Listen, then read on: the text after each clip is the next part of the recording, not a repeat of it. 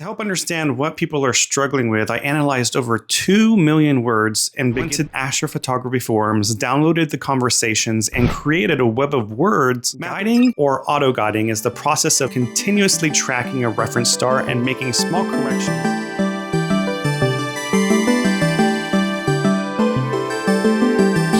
Astrophotography looks complicated, but once you break it down, it's easier than you think. Still, all the talk of flats, filters, and focal lengths can leave beginners scratching their heads. Stick with me as we unravel the essentials and dive deep into capturing the cosmos. Welcome to the Astro Guide by Deep Sky Detail. In the last astrophotography guide, I showed you how to use your cell phone to capture wide-field images of the night sky. If you're getting into astrophotography, you may want to go a bit deeper and start imaging deep sky objects. To help understand what people are struggling with, I analyzed over 2 million words in beginning astrophotography forums. Now, I've been doing astrophotography for almost 10 years, and one of the things that I've noticed is that the terminology is really daunting for beginners. What's an astrograph, for example, or a flat frame? And sometimes when you're in a hobby a long time, you forget that beginners really need to just get the basics down in order just to start out. So instead of relying on my own brain to teach you things, earlier this summer, I went to astrophotography forums, downloaded the conversations, and created a web of words mapping out their relationships in order to cover the basics as best as I can. Some words in this web are what I'm going to call hubs, meaning that several other concepts connect to them. So this video, I will try to go over the terms in a way that is easy to understand. I'll have timestamps with each term so that you can click on it to quickly get an explanation of what you're kind of wondering about. And you can go back to those terms later on if you need to. This video will focus on high-level definitions and why each concept is important generally. As I continue with this guide, I'll make more specific videos dealing with each topic, but this will just be a real high-level introduction. Let's get started. So the first thing that we really need to go over are celestial object types, or what kind of targets you can actually image in astrophotography. So there are solar system objects. These are objects whose orbits are primarily affected by the gravitational pull of the sun or the earth, and they may be things like Mars, the moon, Jupiter, comets, etc. Most of these objects are captured and processed a lot differently than other types of objects in this list that I'll soon go over. And the next type of object is going to be what a lot of people call deep sky objects, or DSOs. And it's a general term for objects that are outside of our solar system that are faint, extended, diffuse, some things like galaxies, nebulae, star clusters, etc. Deep sky objects are the primary targets for astrophotography, and you want to develop your imaging techniques for these objects. Now, the first specific type of deep sky object that we'll talk about are emission nebulae. These are clouds of ionized gas that emit their own light, usually in different wavelengths of light, and they're very specific wavelengths. So there could be a specific red wavelength from hydrogen, and hydrogen glows in the emission nebulae. So you may want a hydrogen alpha filter to capture that wavelength specifically. These are really popular astrophotography targets. They're bright in narrowband filters, and they make them ideal for imaging in light polluted skies. Now, planetary nebulae are generally shells of ionized gas ejected by dying stars. They're often small and round, and they require high resolution systems to image. So you want like a long focal length telescope to image these most of the time with very precise tracking. Like emission nebulae, the gas in these nebulae glow at specific wavelengths of light. So these are also great targets for narrowband imaging. They're very compact, so you kind of want to zoom in as far as you can with these. And you do that by having a very long focal length telescope. Dark nebulae are really interesting. I think dark nebulae are some of the most beautiful objects that you can photograph in astrophotography. And these are just dust and gas that block light from the stars behind them, or they block light from emission nebulae. They appear as dark patches. They make a really great contrast with star fields behind them. They're usually visually very striking, and imaging requires very long exposures or a combination with emission nebulae, and they also require dark sky to image well. Reflection nebulae are kind of similar to dark nebulae, but they're dust clouds that reflect the light from the nearby stars. Usually they'll appear they're blue. So Pleiades is a very common reflection nebulae that a lot of people like to image. They're fainter than Emission Nebulae, but they're usually imaged not with what we call narrowband, but with broadband filters. We'll get into filters, I promise. Then we have galaxies. So a galaxy is just a huge collection of gas, dust, and literally billions of stars and their solar systems. They're all held together by gravity. There is a specific time when the Milky Way is kind of behind the sun that we like to image this, and this is called galaxy season. Usually a galaxy season lasts from the end of February to late April.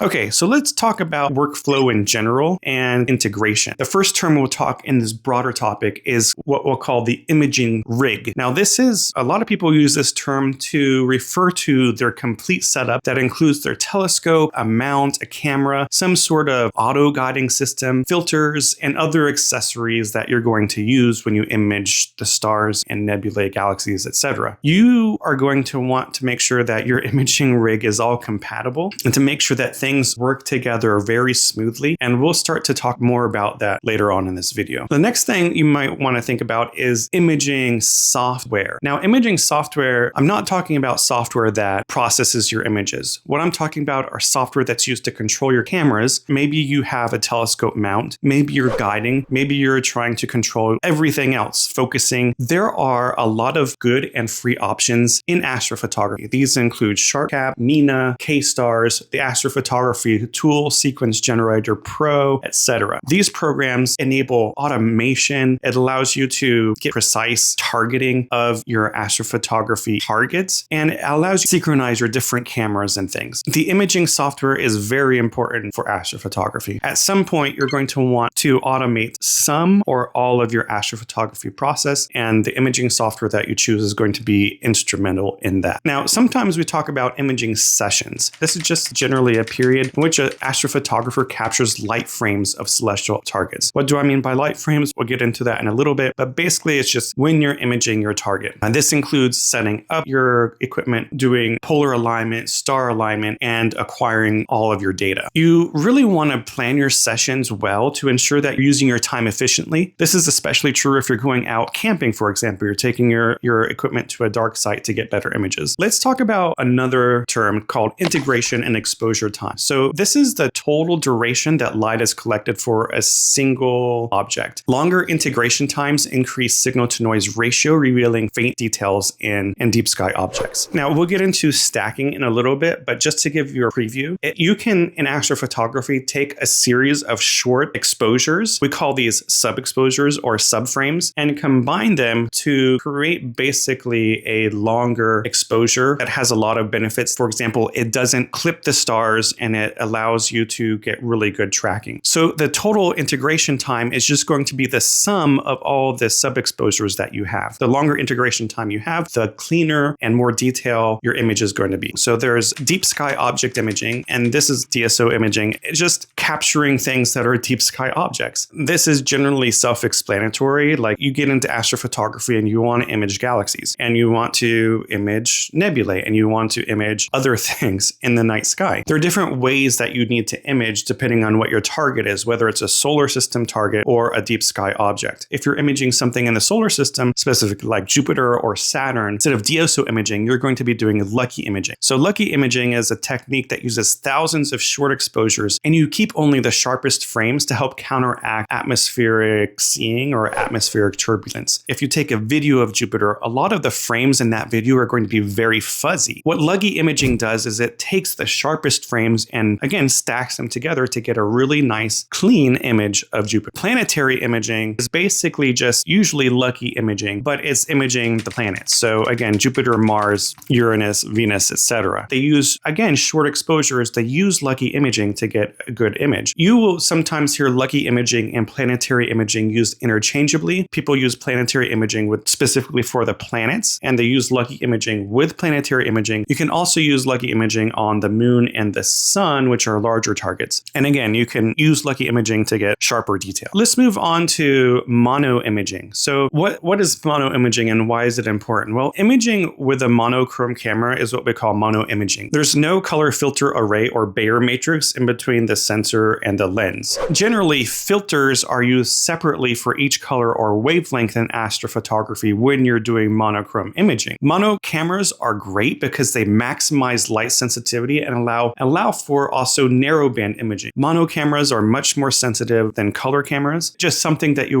want to keep in mind as you're going through the hobby. Relatedly, there's this idea of a broadband targets or broadband objects. These are targets that emit light across the full visible spectrum. They include galaxies, reflection nebulae, star clusters, etc. They require what we call broadband filters, so red, green, or blue, or luminance filters if you're using mono imaging to get a color image. And they're best captured from dark skies because they're the things that are most affected by light pollution. Now, a narrowband target is a target that emits light in specific wavelengths. Hydrogen has specific wavelengths that it glows in. Oxygen has specific wavelengths of light that it glows in. Sulfur has specific wavelengths of light that it glows in. You can get filters that isolate those wavelengths and ignore all the other light pollution. Most of these objects are emission nebulae. They're dominated by hydrogen alpha, oxygen 3 emissions, and S2 emissions. And again, narrowband filters isolate the emissions for clear imaging under almost any sky condition, even if there's a lot of light pollution. If you're shooting narrowband targets, then you want to be doing narrowband imaging. Now, having said that, you can do narrowband imaging without a monochrome camera. You can use a color camera for it, and there are specific narrowband filters dedicated to color cameras, and we'll get into those when we get into the filter section. But again, narrowband imaging is just capturing light only from specific emission lines like hydrogen alpha, oxygen 3, or S2. Sometimes you may hear the term OSC or one-shot color. So you might have a one-shot color image, for example, captured with a one-shot color camera. Now, what is a one-shot color camera? It records color data in a single exposure using a Bayer matrix. Most cameras have a Bayer matrix. So your phone camera has a Bayer matrix, DSLR or mirrorless will usually have a Bayer matrix. A camcorder will have a Bayer matrix. Generally, they're less sensitive to light, but one of their advantages is that it allows for faster and simpler capturing of your target and faster and simpler processing of your target compared to monochrome cameras where you have several different filters that you have to process.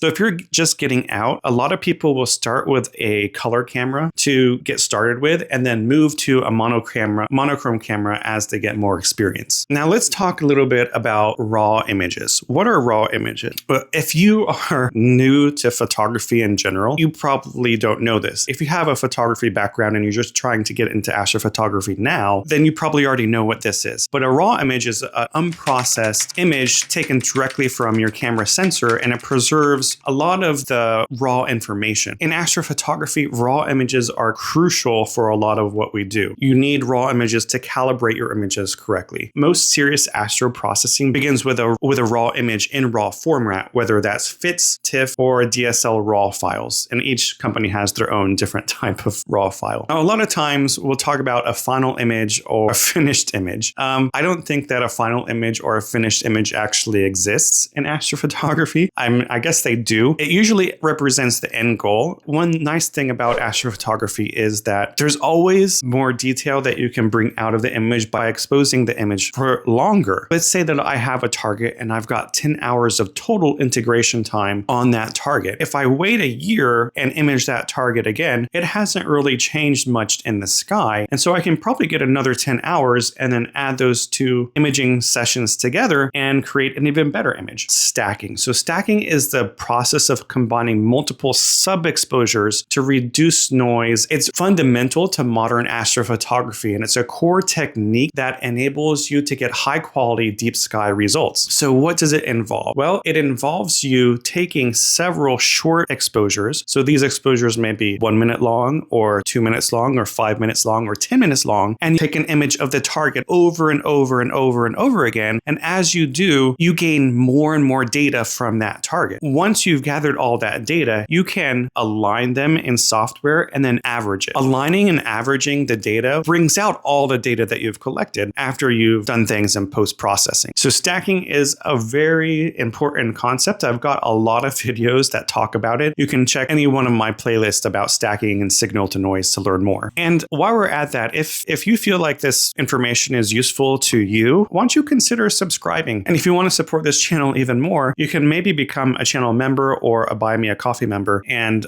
get access to exclusive posts about things that I'm up to. Okay, so sometimes you also might hear the concept of an RGB image. So this is just an image created from red, green, and blue channels somehow. It could be be an RGB image from a one-shot color camera that uses a Bayer matrix. It could be an RGB image, uses red, green, and blue filters in a monochrome image, and usually they're the foundation of color in astrophotography. A stacked image is just the result of combining many light frames to increase the signal-to-noise ratio and detail. Again, stacking helps average out the noise and reveal faint structures that are invisible in individual subframes. Sometimes you'll see the idea of a starless image. So a starless image is an image where stars are algorithmically removed using AI or filters, and these highlight nebula or galactic structure. A lot of times people will think that the stars are distracting, so they help isolate and enhance the faint nebulae or background structure without all of that distraction. So live stacking is just real-time stacking of incoming frames during an imaging session. So a lot of people will use SharpCap or smart telescopes to do live stacking, and it gives you an instant feedback during an imaging session of how good your frames are. It's also useful for something called electronically assisted astronomy for quick previews. Now, most of the time, you don't need to do live stacking. You can do stacking after the fact, after you've captured the images. But sometimes it's just fun if you're out there and you just want to see what's going on in real time. Or if you're hosting a star party and people have never seen these objects before. The next broad group of things we'll talk about are the optical design in telescopes. So let's first talk about this idea of the optical train. So this is the complete sequence of components from the telescope to the camera sensor, and they include field flatteners, filters, spacers, filter wheels, and cameras. They ensure the components are properly spaced, aligned, and compatible, and it's critical for obtaining sharp focus and evenly illuminated stars across the field. Let's start first looking at the optical train. We'll talk about telescopes first. Talk about the different types of telescopes. The first type we'll talk about is a refractor. A refractor is a telescope that uses one or more lenses to bend and focus light. They generally produce sharp, high contrast images with minimal maintenance, and they also don't have any diffraction spikes on the stars. So they're ideal for wide field and just imaging in general. A reflector, on the other hand, uses a concave mirror to collect and focus light. It offers for large apertures at low cost and is great for faint galaxies and nebulae. They require a lot of collimation, and we'll talk about collimation in a little bit. A Newtonian is a type of reflector with a parabolic primary mirror and a flat secondary mirror. They're really popular for deep sky imaging to fast focal lengths and low cost, but they are a lot higher maintenance, and you need a lot of accessories to make the images look right, like a Coma Corrector. Again, we'll get into that in a second. Schmidt Cassegrain telescope or a Maksutov telescope. It's a type of catadioptric design which combines mirrors and a meniscus corrector, and they're compact and great for high magnification planetary imaging, though they're not so great for deep sky because of their very long focal lengths and slow F ratios. The next type of catadioptric design is actually very popular and very useful, and that's the Schmidt Cassegrain telescope. They use a spherical primary mirror and a Schmidt corrector plate. They're generally called like the all-around go-to telescope because they can switch between planetary and deep sky imaging really pretty easily. The next type of reflector is a Ritchey-Chretien, and this is a professional grade reflector with hyperbolic mirrors and no corrector plate. They generally provide chroma-free fields, and they are great for astrophotography and research imaging, but they are a little bit slower. It takes more time to get the light into the sensor, and they're a lot more high maintenance, so the collimation is generally harder to do. For example, in a Schmidt Cassegrain telescope, you want your primary mirror to be aligned well to your secondary mirror. If it's not, then your final image is going to be very fuzzy. In a refractor, you want all your primary lens elements to be aligned well to your sensor. If it's not, again, you're going to get kind of weird star shapes at the edges. Generally, refractors come collimated, and you don't really have to do much collimation with them, although that's not always the case. But collimation with Newtonians and Ritchey-Chrétiens and Schmidt Cassegrains has to be done periodically to make sure that you're getting good images. So let's talk a little bit more in depth about refractors again. So there are what we call apochromatic refractors, or APOs. So this is a refractor with multiple lenses designed to eliminate color fringing. Usually there are at least 3 lenses in an apochromatic refractor. And these are generally the gold standard for sharp, color accurate astrophotos, and they're widely used for nebulae and galaxy imaging. So an ED refractor, you'll sometimes hear that, is a refractor with extra low dispersion glass to help reduce color error. A lot of times, telescope manufacturers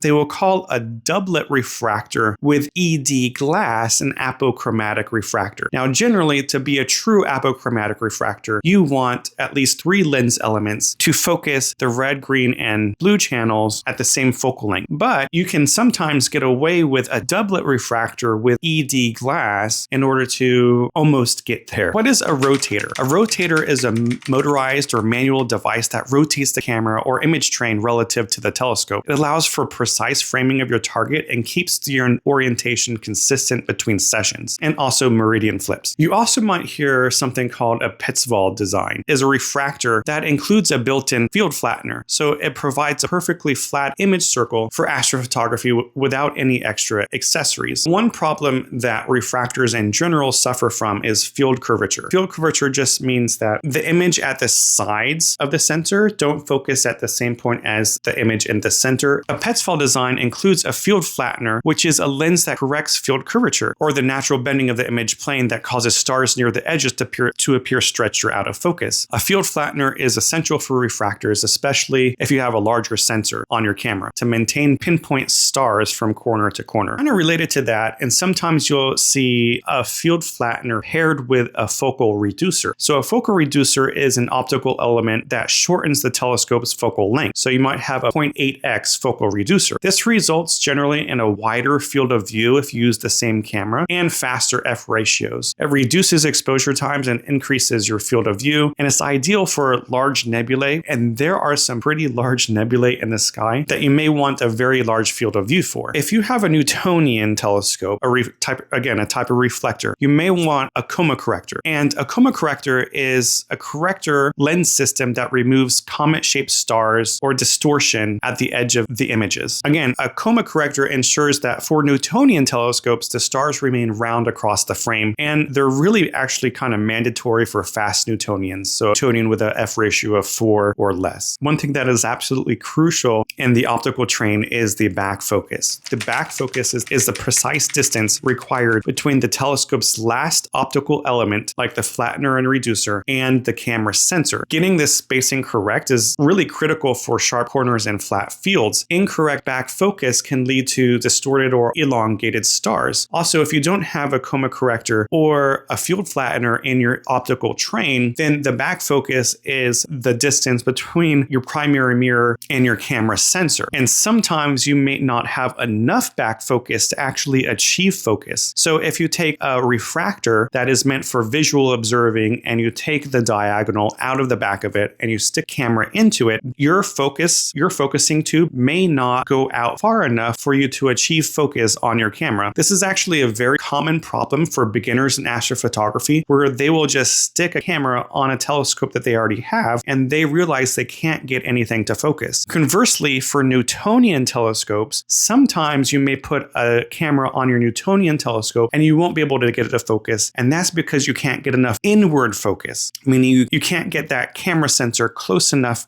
to actually get focus. So this is one reason why you might want to think about purchasing an Astrograph or a telescope specifically made for astrophotography. Similarly to having an Astrograph, you may need an Astro Camera. So Astro Camera is a camera that's specifically designed for astrophotography. They're usually cooled and they're capable of long exposures, and they have dedicated astronomy software that is used to control them. They're purpose-built for low light, long exposure imaging, and they offer low read noise, precise control, and deep integration with your telescope and your telescope mount. So now we've got into cameras and sensors. The next term may seem a little bit strange, but what I'm going to tell you is that there's a term in astrophotography that you use all the time, and it's main camera. So why do we have main camera as a term in this video? Well, it's just another name for the primary imaging camera in your setup. And you may have other cameras in your setup that aren't designed for imaging. So you may have a secondary camera, and these are for guiding your telescope, and we'll talk about guiding later. But being able to tell the software, your imaging software, what is your main camera and what is your secondary camera is going to be very important. So the main camera is generally the imaging camera. Now, there are different types of cameras that you can have, right? You can have a DSLR camera. So this is a digital single lens reflex camera. These are very popular in beginning astrophotography because you can get them used for very cheap. You can use lenses with them for very wide field shots. You can attach them to your telescope for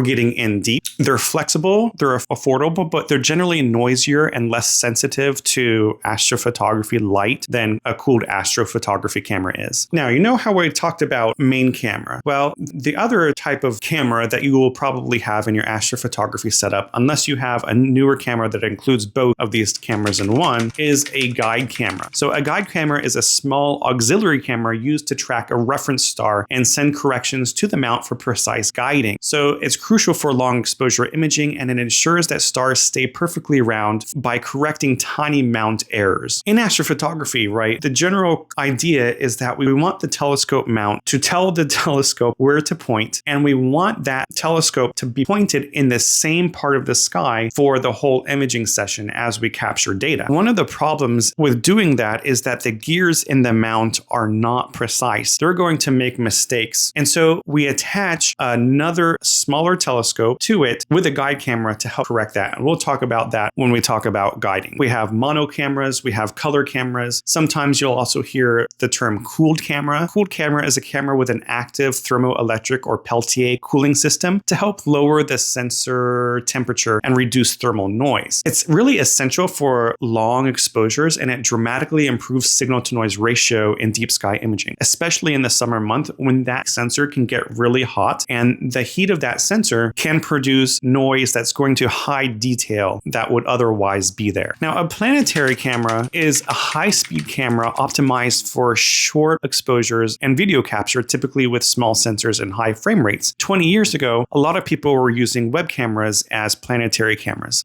Now there are dedicated planetary cameras that people may also use for their secondary guide camera. A planetary camera allows for lucky imaging and to freeze sort of atmospheric seeing for detailed planetary, lunar, and solar photos. You also hear a term called CCD cameras. So a CCD camera is just a type of camera that uses a specific type of sensor technology called charge coupled device sensor. It's older, but it generally produces a clean and linear image, and they used to be used all the time in astrophotography and in science. Newer ones today generally have good read noise, very low read noise, like CMOS, but they've fallen out of favor with hobbyists because CMOS cameras are just generally better now, and they actually cost less than CCD cameras. Having said that, if you're just getting into the hobby, you may check used CCD cameras because you may be able to get a good deal on those. Now, a CMOS camera uses complementary metal oxide semiconductor sensor, and these are kind of the modern standard now for Astro cameras. They have a faster readout time, they generally use less power, and they're more affordable. And they're starting to really dominate both amateur and professional astrophotography markets. Some people are obsessed with full frame cameras. So a full frame camera is a camera with a sensor size equivalent to a 35mm film camera. They offer a very large field of view, and it's good for capturing targets like nebulae and the Milky Way. But I think one thing you'll learn in astrophotography is that the larger the sensor is, the better your optics need to be in order to get a really nice, pristine image. Now, frame rate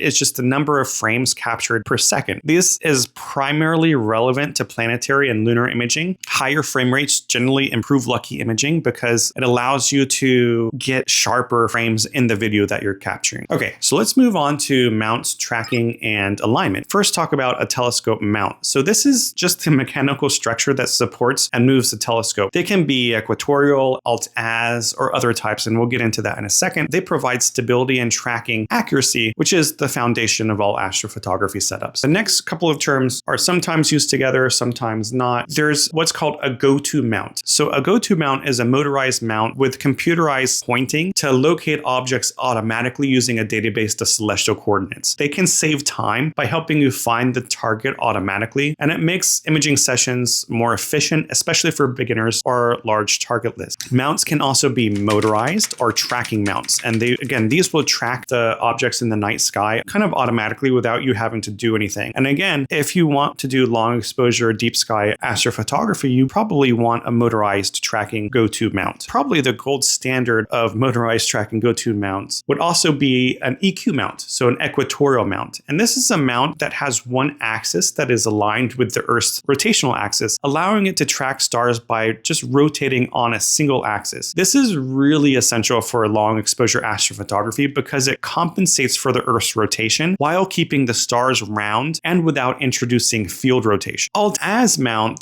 is a type of mount that is not aligned with the Earth's axis of rotation. It generally just moves up and down and left and right in any direction. They're simple and intuitive, and they can be excellent for visual observing and short exposures, but they either require field derotators or very short exposures for astrophotography. And as you go through the imaging session throughout the night, there is going to be field rotation as you take more and more images, which will limit your field of view with an alt-az mount. Some of the newer type of mounts coming out, generally these are equatorial mounts or strain wave mounts. And these are a type of harmonic drive mounts using strain wave gearing for very smooth motion and generally very minimal backlash. Sometimes instead of strain wave, you'll hear harmonic drive mount, and it's just another term. I think you can generally use those interchangeably. One of them is the name brand of the type of drive that's being used, and I can never remember which one it is. Now, a star trackers are generally small, portable, equatorial mounts that compensate for the Earth's rotation, and they're designed for wide field astrophotography. They're perfect for DSLR or small cameras without needing a full telescope, and they allow for long exposures of the night sky. Some of them are go-to and some of them aren't, but they're a great option if you're wanting to get started. Polar alignment is the process of aligning the mount's right ascension axis precisely with the celestial pole, either the North Pole or the South Pole, and it's critical for accurate tracking and long exposure astrophotography. Poor polar alignment causes star trailing, and again, polar alignment is something that you would use with an equatorial mount. This is opposed to star alignment. So star alignment is aligning the telescope with stars so that the mount knows where it's pointing. I hope that makes sense. After you've polar aligned a telescope, for example, you may tell it to go to Sirius, the brightest star in the night sky. And when you tell it to go to Sirius, after you look at the first image or you look through the eyepiece, Sirius isn't in the field of view. Even if the mount is just a little bit off in the polar alignment or a little bit off in where it thinks it is, it can completely miss a target. So you want to do star alignment that can improve the go-to pointing precision and tracking, which makes targeting more efficient.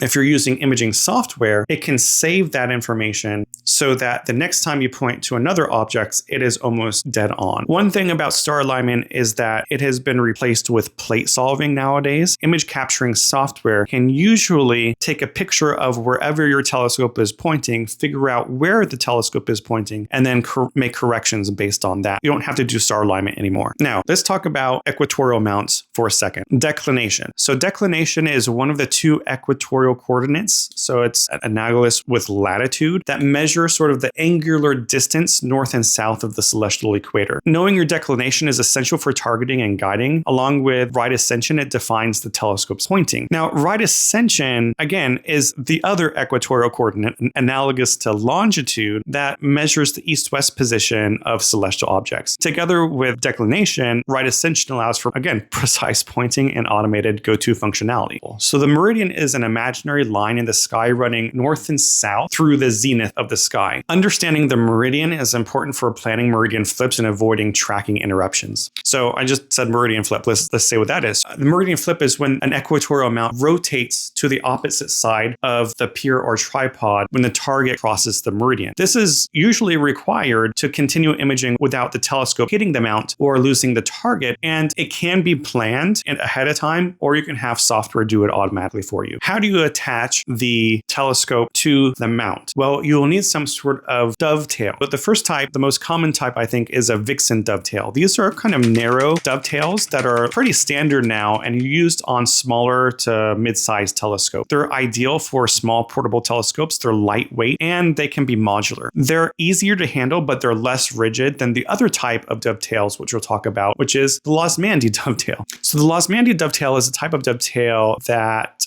is bigger, and these are great for larger setups. They're more stable. And you want to figure out what type of dovetail saddle you have for your telescope mount. So the saddle is the part of the mount where the telescope dovetail attaches to the telescope. So now let's talk about guiding. Guiding or auto-guiding is the process of continuously tracking a reference star and making small corrections to the telescope's mount position during long exposures. This is done using either a guide camera and a guide scope or star, a guide camera, and an off-axis guider. The guide camera monitors a star's position, and software sends real-time adjustments to the mount to correct for drift, periodic error, or atmospheric refraction. Even high-end mounts have tiny mechanical inaccuracies that cause stars to drift or elongate during long exposures. So auto-guiding keeps the telescope perfectly locked on a target, ensuring round pinpoint stars, and it allows for much longer integration times for deep sky imaging. I already touched on this a little bit earlier in the video, but a guide scope then is just a small secondary telescope mounted alongside or on top of the main imaging telescope. With the guide camera, this tracks and guides a star and sends corrections to the mount to reduce tracking errors. We've talked about this earlier, but we'll talk about it again because in the guiding section. A guide camera is just a dedicated camera that captures the guide star's position, and again, it communicates with the mount for corrections. Now, you might also hear the term guide star. A guide star is just a chosen star that is in the field of view of the guide scope and camera that monitors sort of the star's position and tells the mount which way it needs to move in order to correct for errors. Having a good star ensures precise tracking and prevents star trailing. You can have multiple guide stars in some software, which leads to greater accuracy. And one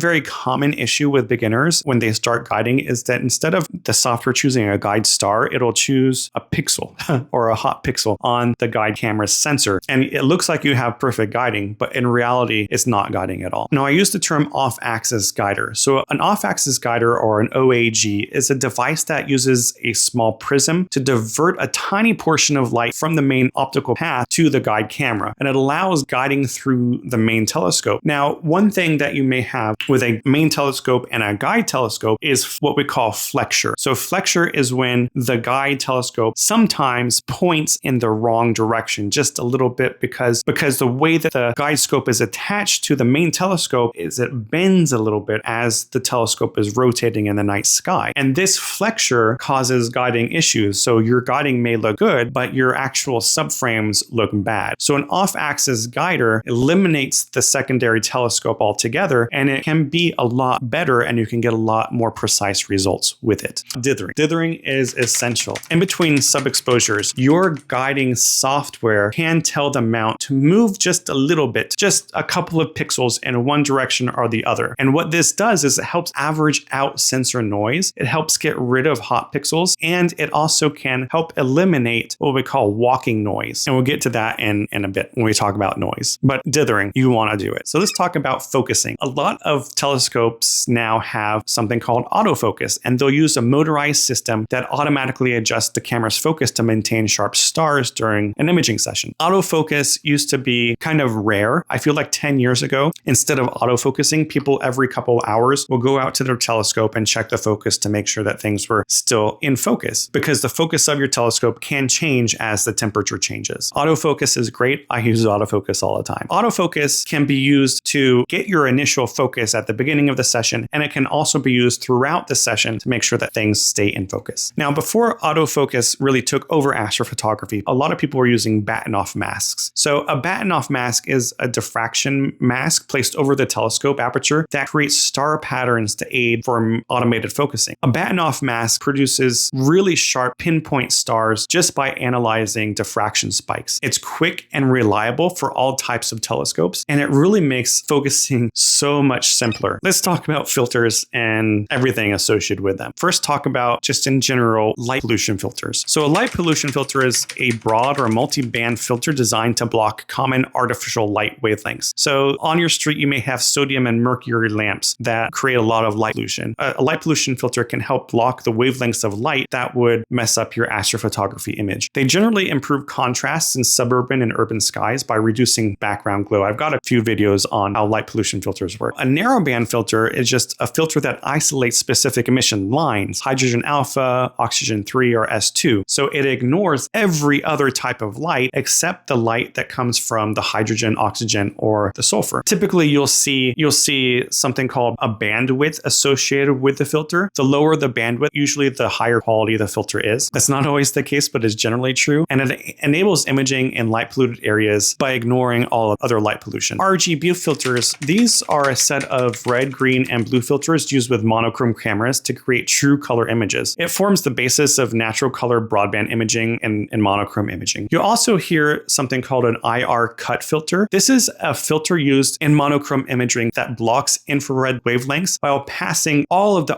RGB light at once. One UV IR cut filter in order to get as much detail as possible, and then for a little bit use your RGB filters to get the color data. An IR cut filter is also sometimes called a luminance filter. And so again, this is just a clear or broadband filter that passes the full visible spectrum while blocking UV and IR light. You may be able to purchase all of these filters as a filter set. So it's just a matched collection of filters, luminance and RGB filters, or narrowband sets that include your hydrogen alpha, sulfur, and oxygen filters. They're designed to work together to ensure consistent color and focus. So hydrogen alpha filter, again, is a narrowband filter centered at 656 nanometers of wavelength, and it isolates deep red emissions from emission nebulae. It's probably the most important narrowband filter that you'll have. An oxygen 3 filter is a filter centered around 500 or so nanometers, and it isolates the emission from ionized oxygen. A sulfur 2 filter is centered around a little bit higher, around 672 nanometers, isolating sort of infrared emission from sulfur. The S filter, the hydrogen filter, the oxygen filter, and the sulfur filter generally make up what we call the Hubble palette, which is used to make false color images. Sometimes for one-shot color cameras, what's important is a dual narrowband filter, and this is just a 2-band filter that passes 2 emission lines, commonly hydrogen alpha and O3. They work with one-shot color cameras because the camera will pick up the hydrogen as being red and the oxygen as being green and create almost an RGB image just through that. Now, a tri-band filter is similar to a dual band filter, but it passes 3 emission lines. So it could be, again, a hydrogen alpha emission line, an oxygen emission line, and a sulfur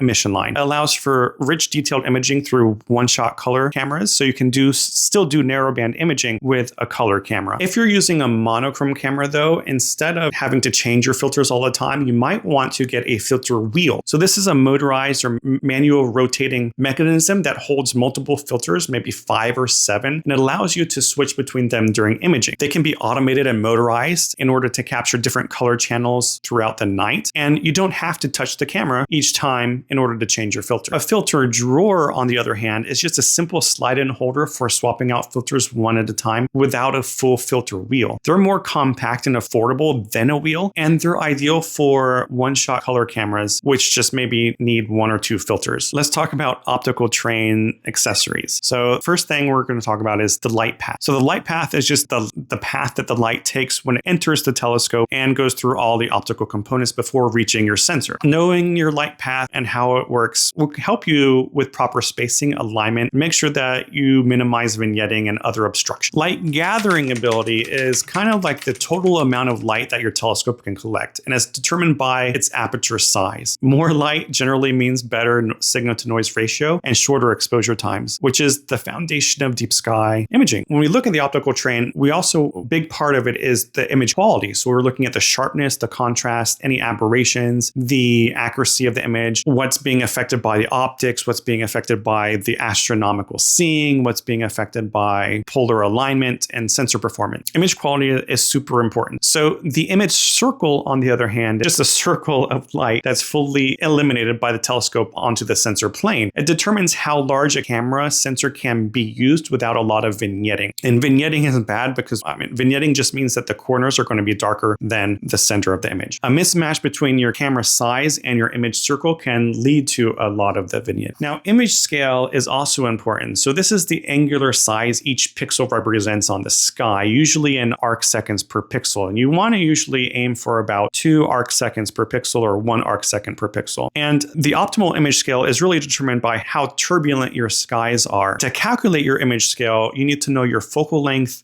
of your telescope and the pixel size of your camera. Balancing image scale with seeing conditions and tracking accuracy really makes sure that you're going to get a sharp image, as sharp as possible for your sky conditions. Tilt. Tilt is when the camera sensor is not perfectly perpendicular to the optical axis, leading to one side of the image being slightly out of focus. Tilt can cause the stars to look sharp on one edge and bloated on the other. You can correct for tilt by using tilt plates or sensor shims. Internal reflections are or any unwanted light that bounces within the optical train that produces halos, flares, or ghost images around bright stars. What you want to reduce this is baffling, so like baffles inside the telescope, matte black coatings, and quality filters to help reduce all these internal reflections. These are really especially important when you're imaging a target that has a bright star or when you're narrowband image. A light leak can cause weird internal reflections. So a light leak is external light entering through the optical system through gaps, seams, or adapters. I have a light leak with one of my Ritchey-Chretien telescopes. It makes things a lot harder. How does it do it? Well, it can ruin calibration frames. It can add false gradients, wash out the detail in your image sometimes. So a light box is a diffuse, evenly illuminated panel placed over the telescope aperture to capture flat field calibration frames. Again, we'll get into calibration frames in a second, but they produce consistent, uniform light for removing vignetting and dust motes in post-processing. A flat panel is similar to a light box, but typically it's an LED-based, dimmable, and portable flat field source. These provide reliable flats for anywhere, and they're especially useful for remote setups. Let's get into calibration frame. I talked about flat frames. Flat frames are a type of calibration frames, but a calibration frame is just a generic term for frames. They can either be a bias frame, dark frame, flat frame, or dark flat frame, and they're used to correct imperfections in raw images. It corrects for sensor noise, optical artifacts, and vignetting. It can help make your image look a lot better. So bias frames generally aren't used anymore with CMOS cameras, but a bias frame is the shortest possible exposure with the shutter closed, capturing only the camera's readout noise. So this helps subtract read noise from all other frames, improving signal to noise ratio. However, with modern CMOS cameras, you can't really take a bias frame anymore. So there's another type of frame that we'll talk about in a second. Now, dark frames are exposures taken with the same duration, temperature, and ISO as your light frames, but with the shutter closed. This helps remove thermal noise and hot pixels from the final image. A flat frame is a short exposure of a uniformly illuminated field such as a light. This helps correct for vignetting, dust motes, so dust motes, little specks of dust inside the optical train somewhere, and uneven illumination in the optical path. Now, I talked about bias frames before, and that for CMOS cameras, instead of taking bias frames, we take dark flat frames. Sometimes they're called flat dark frames. And these are dark frames for your flat frames. So they're taken at the same exposure as the flat frames, and that helps remove the thermal noise from the flats, ensuring that the flat field calibration is accurate. The next type of frame I'll talk about is not a calibration frame, but it's a type of frame, and that's light frame. This is the actual exposure of the celestial target. Sometimes you'll hear this is called a sub-exposure. They're the actual images of deep sky object that you're imaging. Okay, so let's talk about environmental conditions for a second, like sky and environmental conditions. So let's first talk about light pollution. So light pollution is a very big deal in astrophotography. It's unwanted artificial light from street lamps, buildings, etc. Light pollution sucks. It reduces the contrast and visibility of deep sky objects. It reduces your signal to noise ratio. And so knowing how light pollution affects your area is going to help determine what strategy you use to overcome it. Related to light pollution is the Bortle scale. So a Bortle scale is just a numerical scale from 1 to 9 that quantifies the sky darkness and light pollution where you live. So 1 is a pristine dark sky, and 9 is a heavily light polluted urban sky. The Bortle scale helps astronomers assess sight quality and predict which objects are visible or require longer exposures. For example, way back at the beginning of the video, we talked about dark nebulae. I would not try to capture a dark nebulae that isn't associated with an emission nebula from anything less than maybe a Bortle 5 zone. Now, sometimes you also hear people talk about the sky background. This is the overall brightness of the sky in the image caused by natural air glow, moonlight, or light pollution. This influences the contrast and your dynamic range, with a brighter background requiring longer total integration times or more processing to extract the faint detail. Now, in order to help overcome light pollution, you'll hear about background extraction. When you're processing your images after you've stacked them and you're using maybe Serial or Photoshop to process your image, background extraction is a technique to remove uneven gradients from the sky background. It helps produce a clean, uniform image, especially in light polluted areas where you want to preserve the object detail. The light source is any object or device emitting light. It could be natural or artificial. So it could be the moon, street lights, flat panels, etc. Understanding what the light source is crucial for calibration, is crucial for your framing, etc. Let's talk about your sensor and noise. So the first thing we'll talk about is dynamic range. Dynamic range is the ratio between the brightest and faintest signals a camera can record without clipping. It determines how well a camera can capture both bright stars and faint nebula in the same frame. If your camera doesn't have a high dynamic range, you can also increase your dynamic range through stacking. So it may not be the biggest deal if you're starting out in astrophotography.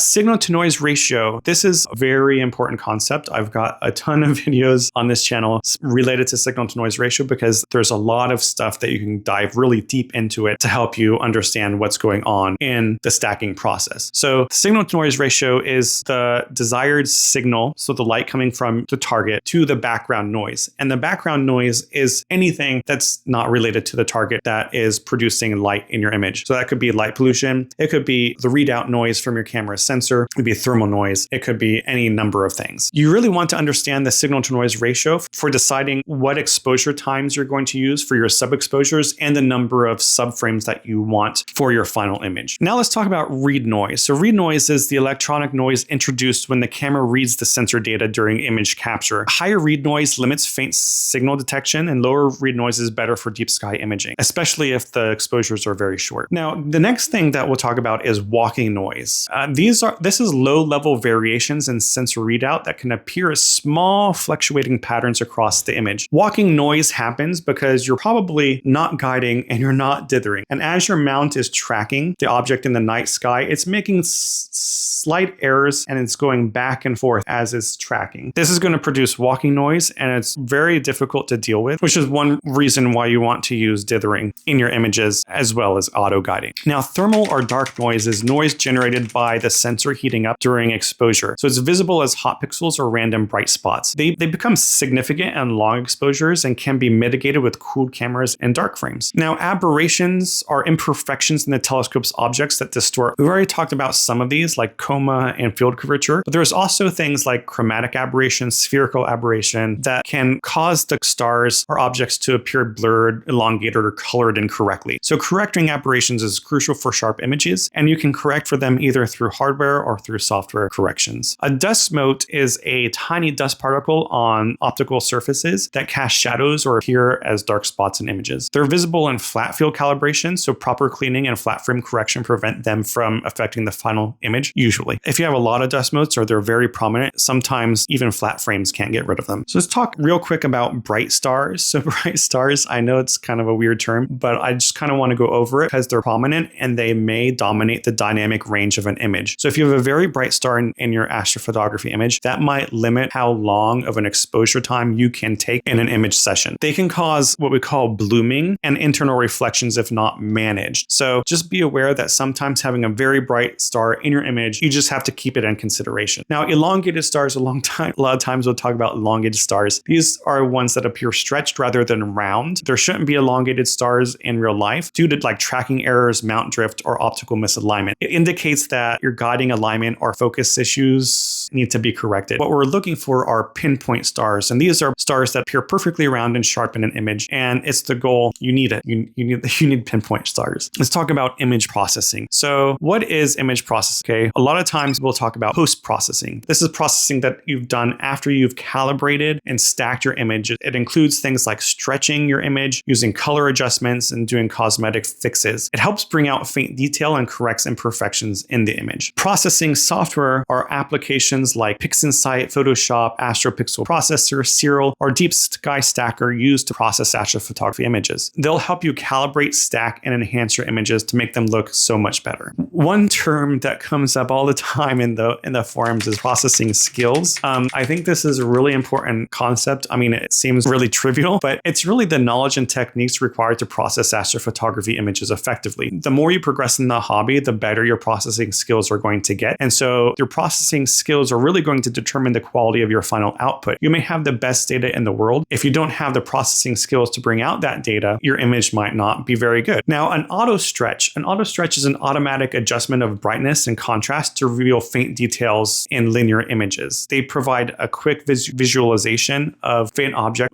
before fine-tuned processing. Why do we need to do an auto stretch on your image? Is because generally after you stack the image is going to look very dark and it's going to be in an averaged linear state. Your eyes do not see things linearly, meaning if 1,000 photons are hitting my eye from one object and 500 photons are hitting my eye from another object, I generally don't see the first object as being twice as bright. Auto stretching layering helps you kind of see what your eye would see if the object was bright enough. So linear then refers to the raw, unstretched state of the image data where the pixel values are proportional to light intensity. Processing has to happen in order to take the linear data into something that we can actually observe. Now, another term that you'll see in post-processing is this idea of curves. So curves is a tool to adjust the brightness and contrast selectively across the image. It's used to enhance faint structures or balance the histogram without overexposing bright stars. Another big term that you might hear is deconvolution. So deconvolution is not just a fancy word for sharpening, but it's a way to sharpen your image. And it's a mathematical process that sharpens images by reversing optical blurring. It can help improve fine details and get you better resolution in your final image. Let's talk about noise reduction. Noise reduction are techniques that are applied to reduce random noise while preserving detail. In order to reduce noise, we want to stack to increase the signal to noise ratio, but sometimes even after we stack and after we've processed the image, there's still noise in the image that we want to remove. So to get cleaner images, we use noise reduction techniques. These can be kind of AI tools, or they can be other algorithms that just help get rid of the speckliness in the background. What is a star mask? So a star mask is a mask that's applied during processing to protect the stars while adjusting other image elements, so the background and the nebulae. It usually prevents bright stars from being over-processed while enhancing the surrounding details. If you, for example, just want to sharpen your image a lot, if you sharpen the whole image with the stars in it, then the stars might start to get black rings around them and the image won't look that great. Use a star mask in order to process everything but the stars. Nowadays, there are a lot of AI kind of neural network tools that can remove the stars from your image for you so you can process those faint details in the background and then put the stars back in later. And then what is plate solving? So plate solving is generally a type of software used in image acquisition that matches an image of the sky to star catalogs to determine exact coordinates. More and more in post-processing enables you to get accurate color data because you can plate solve your stacked image and then compare the color of the stars in your image to other stars taken from more scientific measurements to calibrate the color of your image. White balance. Adjusting white balance to make neutral colors appear neutral is often applied to RGB data. It prevents color cast and ensures natural looking stars. Again, nowadays there are a ton of different ways to do this. There's background neutralization, there's photometric color calibration, and like I said before, you can use plate solving techniques to do that. Similarly, a lot of times you're adjusting the white balance to do color correction. So this is, again, adjusting the colors to match their real or desired appearance. So if you're using RGB filters, for example, you want the image to look natural and have good color. Additionally, you might be doing something like tone mapping to create a false color image with narrowband data with monochrome imaging, and you'll be doing color balancing to make the weaker sulfur and oxygen channels shine a little bit more strongly through because the hydrogen alpha generally dominates a lot of the image. There are things like cosmetic correction, and that's just removing unwanted artifacts like hot pixels, satellite trails, or dust motes. And generally, this is just a term used to mean that you're cleaning up the image, making sure that the final image looks natural and professional. Nowadays, there's a lot of talk about Grasspert processing. Grasspert processing is a free software, and it has specialized or sort of branded workflow that is specific for astrophotography. It can help you sharpen your image. It can help you remove background gradients, and a lot of those tools that are being used are these neural network tools. In terms of other software that you might hear about that isn't related to post-processing, let's talk about ASCOM. So ASCOM is a platform that provides standardized communication between astrophotography hardware, such as your mount, your focusers, and your cameras. So during image acquisition, all of these things can talk to each other and make sure that you're doing dithering correctly, that you're taking an image not in the middle of dithering, and things like that. It's really useful. Generally, ASCOM is for Windows, maybe Mac. I don't use Mac, but there is another standard which is called INDI, I-N-D-I. It's an open source alternative to ASCOM for controlling your astronomy devices across multiple platforms. Generally, it's more compatible with Linux, and it enables remote automated imaging as well.